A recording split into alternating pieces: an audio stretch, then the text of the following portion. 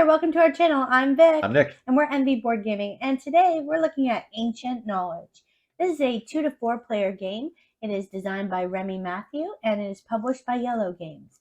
Nick is going to go through how you play and then we're going to give our reviews. Hey everyone, welcome to the table. Set up for a game of Ancient Knowledge. We're just going to focus on one player board right here and the main display. So in this game, you are essentially trying to archive knowledge of monuments that you have built so they do not become forgotten. That's the whole theme of the game. So to do that, you were going to start with 10 cards here, these building cards. There are different types. There are monuments and there are artifacts here. And we have technology cards out here. Here are the knowledge tokens and our first player marker. To start the game, we have 10 of these. We're going to draft, or we're going to pick, I should say we're going to pick, we're not going to draft. We are going to pick 6 of these to keep, 4 to discard. So for example sake, we're just going to go ahead and randomly get rid of 4. But you will get to pick which 4 you get rid of. All right, so we have 3 different types of monuments here. And we have artifacts here, which give you abilities. There are also 3 phases of the game. We have the first phase, which will be the action phase, where we pick what we want to do. The second phase will trigger off timeline effects, which look like that.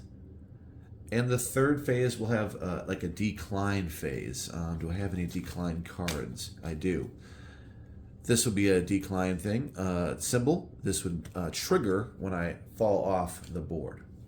So let's go over each of the phases. First one being the main phase, the action phase. On the action phase, we have some choices, but we're going to do 2 actions. Choices of actions are create. To create, you're just going to play a card out.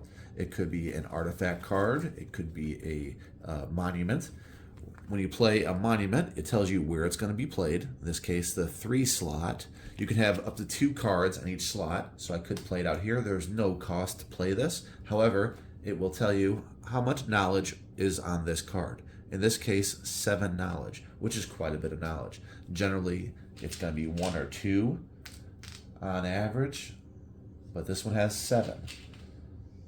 So we're going to put 7 knowledge on here. It doesn't have an immediate effect. It has a decline effect, so I don't care about this ability.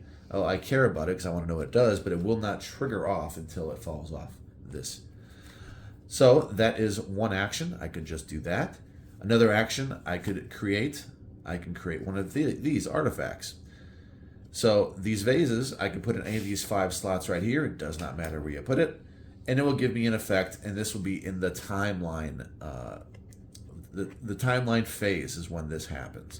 You may discard this card from your board. If you do, remove one monument. Move one monument to another available space. So I could discard this and move this over to the 6th slot, which would keep it on the board longer, which I may or may not want to do. All right, so I'm just going to do that. That would be my whole turn. All right, that is create. So I did 2 create actions. That's all that create is. It's playing a card out here. So that would be 2 actions. I would then be done, and I would move on to the timeline phase. But before we do that, let's go over some other options as actions. I'm going to leave this out here because we might use this as an example. So another option is to learn. Learn, you can just take one of these technology cards as long as I fulfill requirements if there is any. So this one I could not, let's say, take because I do not have 2 of these blue monuments in my past. So I would not be able to take this card, which lets me draw 3 just yet. However, there are ones I could take that do not have prerequisites on there. So let's see.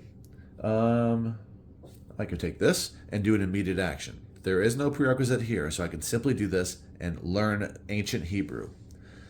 That's the technology I'm learning. I will choose 1 monument in each of my opponent's timelines and add 1 knowledge to each, then draw a card. Well, adding knowledge to each isn't necessarily good for them. That's kind of like a take that a little bit. And then I will draw a card. Now, you would probably wonder in theme, why is adding knowledge of something a bad thing? Well, that knowledge is something you're trying to archive. You're not trying to keep that knowledge as it declines, because then it becomes negative points. You are trying to archive that knowledge, which means remove it from these cards, and that's considered archiving it. So that is an option I could learn. Again, learning is the same way with any of these, just that some of them have prerequisites. And the ones at level 2, you can see there's level 2 and level 1s. The ones at level 2 give you points for having achieved something. Have 3 monuments with endgame point activation in your past. And then if I have 3 of those, which will have a symbol here as these stars, it'll have a symbol there. If I have those 3, I will get 3 points at the very end of the game. These are the level 2 types. Okay, that's learning.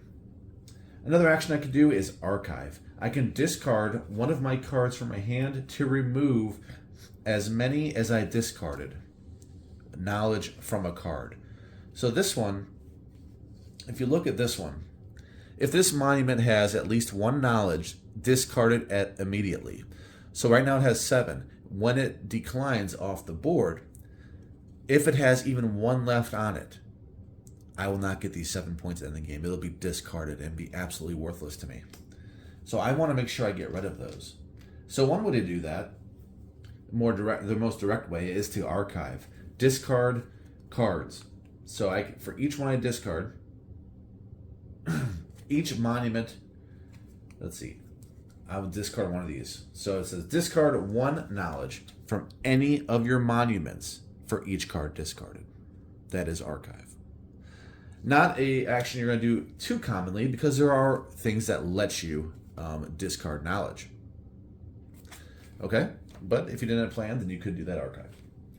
Another action you can do is excavate. If you have cards, let's say you already have these 2 cards in your past, I could then rotate as many as I want. If I want just one, or if I want to do both as one action, I'll do both, and I'm going to get 2 cards for each one I excavate. I could not re-up these unless a card tells me I can, but I'll do that as an action and draw 4 cards, 2 plus 2, because I'm doing 2 cards. That is excavate. That's all it is. And the last action is the most simple one. It is search, which is simply draw a builder card. You have a hand limit of 10 at all times. You cannot surpass that limit at any point of your turn. If you were to draw more cards, it isn't something that you pick which one you want. You just can't draw any more cards. You have reached your hand limit of 10. All right, so those are your 5 choices. Create, learn, archive, which is discard a card to discard a knowledge, excavate, which is 90 degrees, and search, which is to draw 1. Okay, so after you're done picking 2 actions that you do, so in my case, I did 2 create actions, you would then go to the timeline phase. In this phase, all you care about is what cards you have that have this symbol. Now you're going to read that and see if you want to do that action.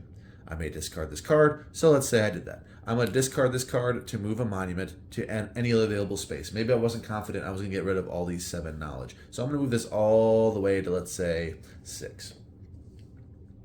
And then this card is actually gone. All right, so now I am done with my timeline phase. It is the only card I have that is on timeline. The ones in my past, I do not care about. They do not give me this timeline effect. They are forgotten. They're gone or archived. All right. The last action, the last phase, is the decline phase. So all my cards up here are going to move over 1 spot to the left. If this was at the 1 spot, it would then be moved over here, and I would have if this card has at least 1 knowledge, discard this card immediately. So it wouldn't even go here. If I have any knowledge on the card, it will go here. That is going to be negative points at the end of the game if I cannot get rid of it. But there are abilities that even when they get here, to get rid of that. So let's just take an example before we go. Let's take an example of how this is going to look later in the game. I am just going to put these, you can have up to 2 in one, so I'm just going to, if I want to do that, I can.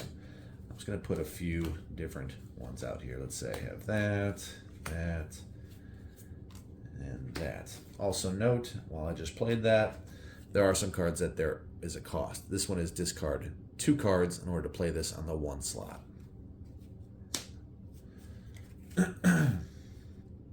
Okay, those are all those. So let's get some that are. We'll put this on the 3 as well. All right. So let's say I just did my action. We will have a bunch of these out here. So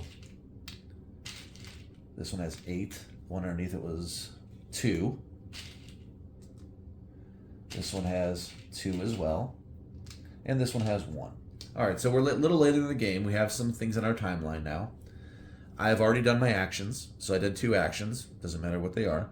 Now I go to the timeline phase, and all I care about are these symbols. I have 3 of these symbols. This one underneath is not. It is a decline one. So I can do these in any order. So let's say if I have at least 4 of these orange pyramids in my past, I can discard 2 knowledge from this monument.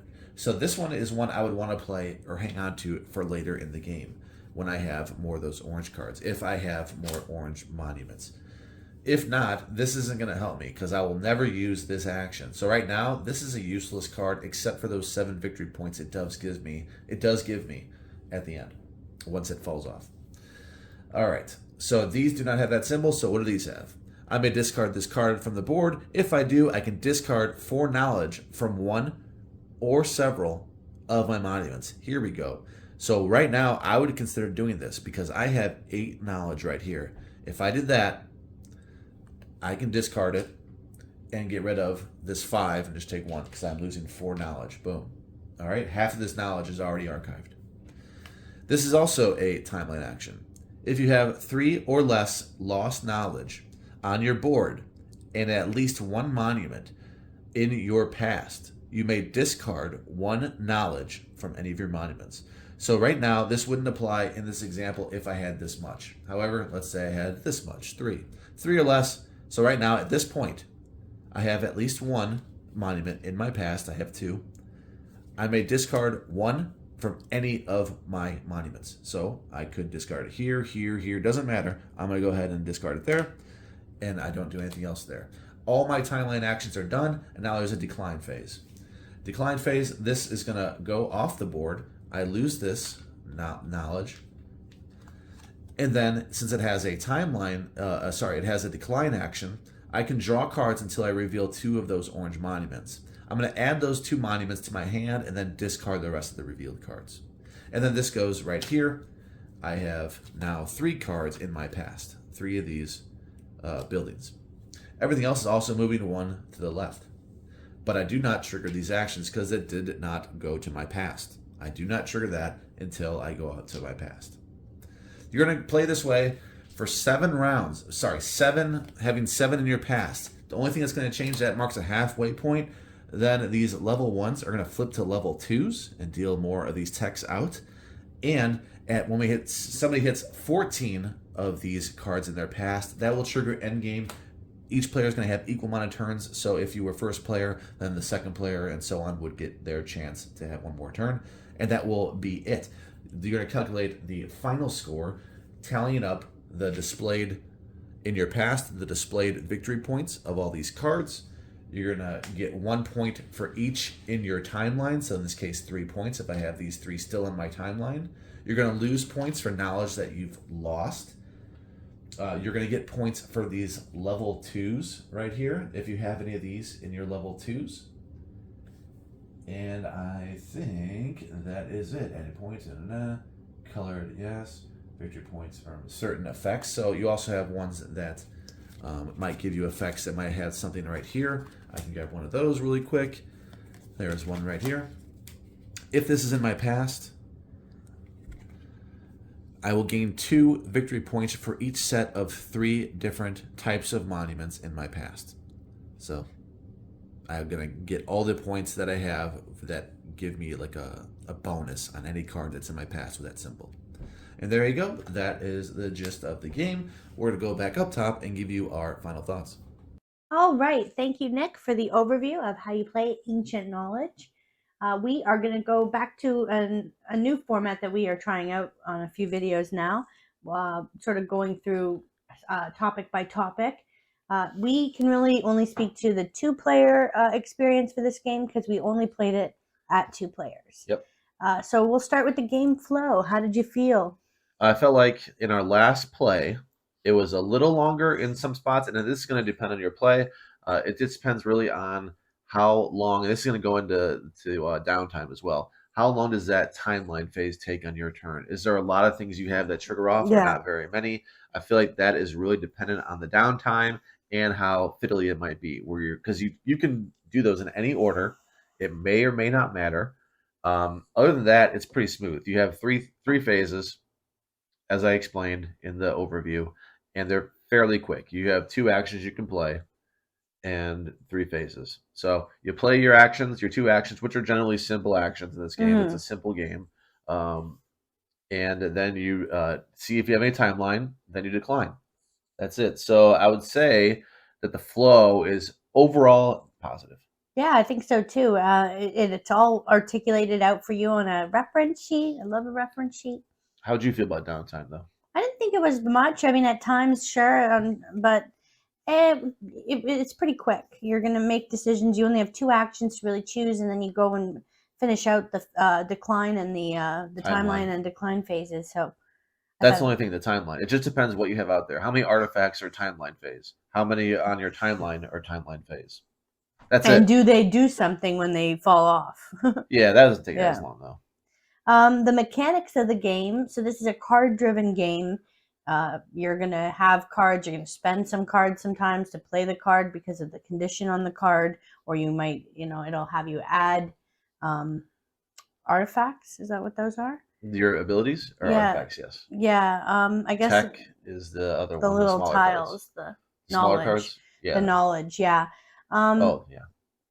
So I think that the mechanics are pretty straightforward there. You're sort of building out a tableau that's going to change, but you're putting cards into a past, which you're going to end up trying to score. So you're trying to look out to put and play cards that have that scoring while you're also trying to mitigate against the knowledge that you're going to lose points for. So you don't want too much of that to stick around while getting the tech. Yeah. Yeah, you have a temporary engine. It's almost an engine builder, but it's temporary. Everything, like you said, is temporary. Hmm.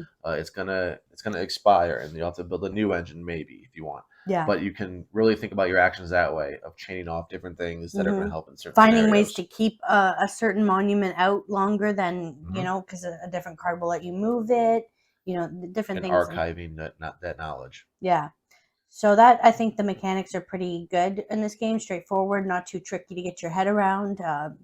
If you've played other card games, then I think this one will Yeah. come pretty easy. However, it is unique. Yeah, The it way is you're different. storing the knowledge and stuff, it is unique. It feels unique in that way. The way Yeah. you're getting rid of that knowledge, like your goal is to get rid of that knowledge. And sometimes, you just don't want to keep that.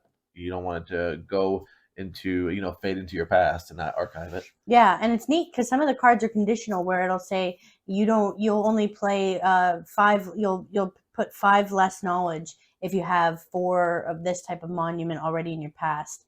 So there's cards that keep your interest as you play along because they're going to keep being meaningful. Um, Replayability. I think that speaks to what I just said. I think that there are a lot of cards to go through. I didn't even know there were so many monuments in the world. Yeah, that's If true. you turn the card to There's the a lot. side, there's info. They must have just like put a Wikipedia up of monuments and then just. I wish there was more tech to learn because those are short. You actually can cycle through that. If you're not building fast enough, like the monuments, and they're not, going to your past fast enough, you're actually going to cycle through the whole deck. Oh yeah. When we played before, we did the last game. We did not do that. We built a lot quicker than before. But I wish there were more of those as opposed to the billions. We have plenty. Yeah, There's so there's so many. many of them. Yeah. There are things where you draw 10 and you get to pick one. That's how many there are. Like they know there's so many buildings that it's like, draw 10 and pick one. That's like one of the techs you learn. Yeah. We skipped the randomness. The randomness in this game is it's just gonna be card draws. That's the only randomness. There's no die roll or anything like that. It's just you draw cards. You hope you get the monuments maybe you want or that work out for you. So it's minimal. I mean, it's the card draw. It's what you'd expect. It's nothing crazy though. Yeah, I think I agree with you on that. On the randomness, replayability, I think is strong. Replayability is fine. Yeah. Yeah, fine. I don't think it's like super strong. I will take it down a notch. Scalability we have to skip because Yep. it's 2-player. And the table size, this really doesn't take up much, although you do need space to put the cards on the top, and they can go about what 2 deep. Yeah. So you do need, so fine is another word to describe it for this topic. I was able to teach it on one camera, so that's always that means it's good. It's good. It doesn't take up that much space. The theme, like neat, I guess it has monuments. in it. It's not. I don't think it's the strongest theme in the world, but it's neat. It reminds me of Korra. Oh It's yeah, a Civ game that really the theme's like, yeah. I mean, the art brings out the theme, but in the end, it's like I don't feel like I'm building a Civ in any fashion at all. I'm playing cards and trying to get rid of these tokens. yeah, Um, the theme drew me in. Ancient knowledge, I think that's really cool. Like the art really does. It is like paramount when you look at it.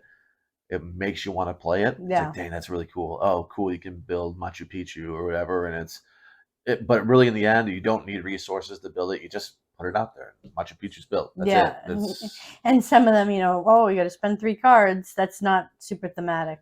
and it's cool though. It was cool, to actually just play it out and not to worry about Get wood rules. and Yeah, water. there's no rules. It's like it says played on three. That's the rule. Played on three. I didn't have to do anything to do that. Sometimes you have to discard a card if it says that, but that's Yeah, more rare. It's more often that you just play the card than you do yeah. discard cards. So I think that was kind of I don't know. I don't want to say relief because I do like paying for cards too, but it was kind of a nice change just to play the card and Yeah. just be done. Because when I first saw those numbers in the circle, I'm like, oh, that's a coin Play. cost. Yeah, it does Okay. kind of look like it. It's going to cost like $5 to play that. Nope. Free. Yeah. So Woohoo. theme, it's a cool theme. It's just that is it making you feel like it looks? Not really. And table presence, I think that there's a decent player board. I think it looks all right for the way that it could just be cards. So it's nice that you have that board just to make things a little more exciting. But it is still just cards and a board. The presence is good because the cards are cool. Yeah. I think all the cards are The pretty cool. artwork is nice. That helps with it. Components, they're cardboard chits for the knowledge. They're okay. The components are fine. The card quality is okay. They're not amazing cards, but we did get some promos at Gen Con that have a nice holographic finish to them, but the cards are fine. The artwork's nice, as Nick said. So, I Yeah, don't I know. mean the only knock is the knowledge things. I don't like those very much, but what can you do? I mean, it's either that or cubes, right? So Yeah, whatever. yeah. Price value. That's a Well, Vic. That's a Vic one. We got it at Gen Con, so it's going to be a little inflated, right? I yeah. don't know if you paid 30 or 40, but it's a card game. I'm not sure if the value's there, to be honest. It's a card game. Yeah, I think you may be right. I don't remember how much I paid, but it was definitely under 50 Yeah, for the game. Um, probably 30 or 40 I think that it's a little bit overpriced for what it is. for Gen For Con. Gen Con, Yes, yeah. I don't know what it retails at, so I won't speak on that. But I'm Yeah. speaking on what we actually paid as far as price. Setup time. How did you find it? Easy. Yeah. Yeah, setup times 10 out of 10. It's really easy to set up. Mm-hmm. The game length, like Nick had said at the very beginning, when we were going by, sometimes it's so fast. I'm like, what? It's already my turn? Because maybe your two actions were like drawing 2 cards or, very basic, very quickly. There's nothing to resolve in the timeline phase. So it's going to vary really depending on what engine is currently sitting in front of your opponent. I feel like we got it done in 45 minutes. The box says 30 minutes per player. So 2 players, we got done in probably about 45. So I feel like they may be selling themselves short because you can advertise it maybe a little less than that, maybe a little less than 30 minutes per player, unless it's your first game. Maybe Yeah. we'll take that. Because I noticed our first play probably was closer to an hour. Yeah. Because we kept, I guess we didn't build as much as we did. We were taking up more tech and learning different things. But when you focus on building out your timeline, it goes a lot quicker because you get to that threshold faster. Yeah. You get 14 to finish, and we get there. That's what I was thinking earlier today about why that went by so fast. The complexity of the game, not very complex. I would say this is a step up from super light. It's not super light. It's a light game to me, though. I think for an engine building game, it's fairly light. Yeah, it's a light game. It Yeah. tells you everything that the card's going to do. Mm-hmm. There's only 3 phases, so I think it's a light game. I would, despite how it looks, I think it's fairly light. Yeah, and fun. Um, I'm gonna say this is close. Kind of. I enjoy my time with it, so I'll say yes. It is fun, but it's not anything stand up fun at all. It's just enjoyable to go through quick actions. Yeah. You get that, and you get all this nice art in front of you. You are having a good time as you're playing it, but fun. It's right in that middle ground. If I would call this game a lot of fun. Yeah, I feel the same way. I think that it doesn't scream for me to revisit it, but when it's in front of me, I'm having fun. Yeah. I do like it. I would not say the game is unfun No. by any means, but when I was scoring it, which I think we can go to scores, Yeah. I gave it a 7.6. At first, I was going to put it in the like high sixes, but then I brought it up to 7.6, just thinking about how quickly we can get through it. Some games that's what we're looking for that night, is just what we want to get through really fast, and we know the rules. And Yeah. I compared it to Korra as a Civ game that's kind of like, I don't know, kind of like masquerading as a Civ.